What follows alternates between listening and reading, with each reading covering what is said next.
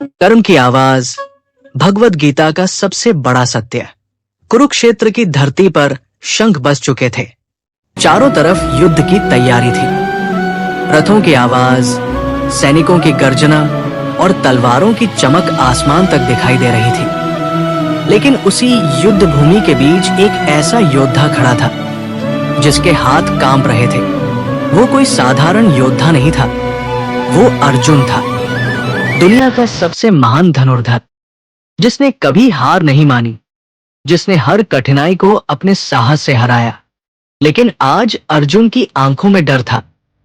उसके सामने उसके अपने लोग खड़े थे, गुरु, रिश्तेदार, मित्र और परिवार। अर्जुन के मन में एक सवाल बार बार उठ रहा था कि क्या अपने ही लोगों के खिलाफ युद्ध करना सही है? क्या जीत इतनी जरूरी है कि उसके लिए अपने ही अपनों का रक्त बहाना पड़े? अर्जुन का धनुष नीचे गिर गया। उसकी आवाज कमजोर पड़ गई। उसने श्री कृष्ण से कहा, मधुसूदन, मैं ये युद्ध नहीं कर सकता। जिन लोगों के लिए राज्य चाहिए वही लोग मेरे सामने खड़े हैं। अगर इन्हें मारकर मुझे जीत भी मिल गई तो उस जीत का क्या अर्थ रहेगा? अर्जुन की ये बात केवल उस समय की नहीं थी। आज भी हर इंसान अपने जीवन में कभी न कभी अर्जुन की तरह टूट जाता है। कभी रिश्तों के कारण, कभी असफलता के कारण, कभी डर के कारण और कभी अपने ही मन की उलझनों के कारण। हर इंसान के जीवन में एक कुरुक्षेत्र आता है जहां उसे निर्णय लेना पड़ता है कि वो भागेगा या लड़ेगा। तभी श्री कृष्ण मुस्कुराए। उनके चेहरे पर शांति थी। उन्होंने अर्जुन को देखा और कहा, जिस चीज का जन्म हुआ है उसकी मृत्यु निश्चित है, और जिसकी मृत्यु हुई है उसका पुनर्जन्म भी निश्चित है। इसलिए जिस सत्य को तुम बदल नहीं सकते उसके लिए दुख करना उचित नहीं है। ये केवल एक उपदेश नहीं था, ये जीवन का सबसे बड़ा सत्य था। हम सभी अपने जीवन में उन चीजों को पकड़कर बैठे रहते हैं जो हमेशा हमारे पास रहने वाली ही नहीं है। लोग बदल जाते हैं, परिस्थितियां बदल जाती हैं, समय बदल जाता है, लेकिन इंसान फिर भी हर चीज को अपने नियंत्रण में रखना चाहता है। जब चीजें उसके अनुसार नहीं होती तब वो टूट जाता है। श्री कृष्ण ने अर्जुन से कहा, तुम्हारा अधिकार केवल कर्म करने में है, फल में नहीं। यही भगवत गीता का सबसे प्रसिद्ध और सबसे शक्तिशाली संदेश है। आज का इंसान परिणाम के डर में जी रहा है। कोई परीक्षा देने से डरता है क्योंकि उसे असफलता का भय है। कोई नया काम शुरू नहीं करता क्योंकि उसे लोगों की बातें सुनने का डर है। कोई अपने सपनों के पीछे नहीं भागता क्योंकि उसे लगता है कि वो हार जाएगा।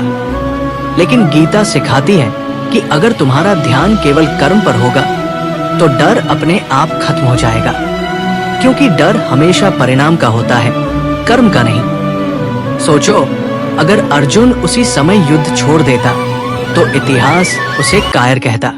लेकिन उसने श्री कृष्ण की बात सुनी। उसने अपने मन के डर को हराया और अपने धर्म के लिए खड़ा हुआ।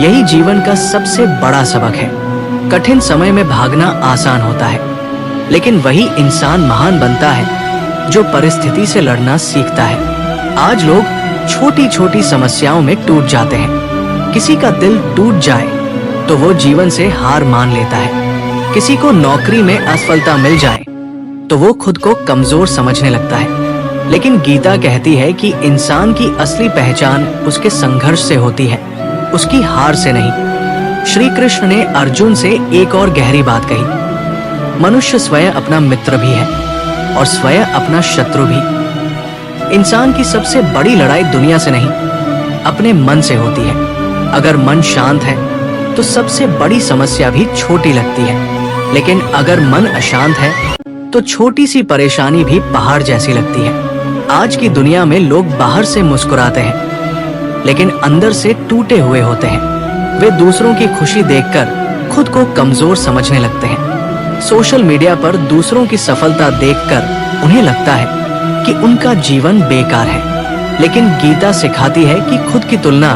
किसी और से मत करो। हर इंसान का रास्ता अलग होता है। अर्जुन ने श्री कृष्ण से पूछा, अगर मन बार बार भटकता है तो उसे कैसे रोका जाए? श्री कृष्ण ने कहा, अभ्यास और धैर्य से। यही वो बात है जिसे आज की पीढ़ी सबसे ज्यादा भूल रही है। लोग तुरंत सफलता चाहते हैं। वे चाहते हैं कि बिना मेहनत के सब कुछ मिल जाए। लेकिन गीता कहती है कि जो इंसान धैर्य रखता है और लगातार प्रयास करता है, वही अंत में जीतता है। एक बीज को पेड़ बनने में समय लगता है, उसी तरह सपनों को भी सच होने में समय लगता है। भगवद गीता केवल युद्ध की कहानी नहीं है, ये जीवन जीने की कला है। ये हमें सिखाती है कि परिस्थितियां चाहे कैसी भी हो, हमें अपने कर्तव्य से पीछे नहीं हटना चाहिए। जब दुनिया तुम्हारे खिलाफ हो जाए, तब भी खुद पर विश्वास रखना चाहिए, क्योंकि सबसे अंधेरी रात के बाद ही सबसे उजली सुबह आती है। आज लोग दूसरों की राय से अपनी पहचान तय करते हैं। अगर कोई उनकी तारीफ करे तो वे खुश हो जाते हैं, और अगर कोई आलोचना करे तो टूट जाते हैं। लेकिन श्री कृष्ण कहते हैं कि जो इंसान प्रशंसा और अपमान दोनों में समान रहता है, वही सच्चा ज्ञानी है। जीवन में हर समय सब कुछ अच्छा नहीं होगा। कभी लोग तुम्हें समझेंगे, कभी गलत समझेंगे, लेकिन अगर तुम हर बार लोगों की सोच के अनुसार खुद को बदलते रहोगे, तो तुम कभी अपनी असली पहचान नहीं बना पाओगे। श्री कृष्ण ने अर्जुन से कहा, जब जब अधर्म बढ़ेगा, तब तब मैं धर्म की स्थापना के लिए आऊंगा। इसका अर्थ केवल भगवान का धरती पर आना नहीं है। इसका अर्थ ये भी है कि जब इंसान के अंदर अंधकार बढ़ने लगता है, तब उसे अपने अंदर की रोशनी जगानी चाहिए। हर इंसान के अंदर एक कृष्ण है जो उसे सही रास्ता दिखाता है। लेकिन समस्या ये है कि लोग अपने अंदर की आवाज सुनना ही बंद कर चुके हैं। वे दुनिया के शोर में इतने खो गए हैं कि उन्हें अपने मन की सच्चाई सुनाई ही नहीं देती। आज की सबसे बड़ी समस्या ये है कि लोग शांति बाहर खोज रहे हैं, जबकि शांति हमेशा अंदर होती है।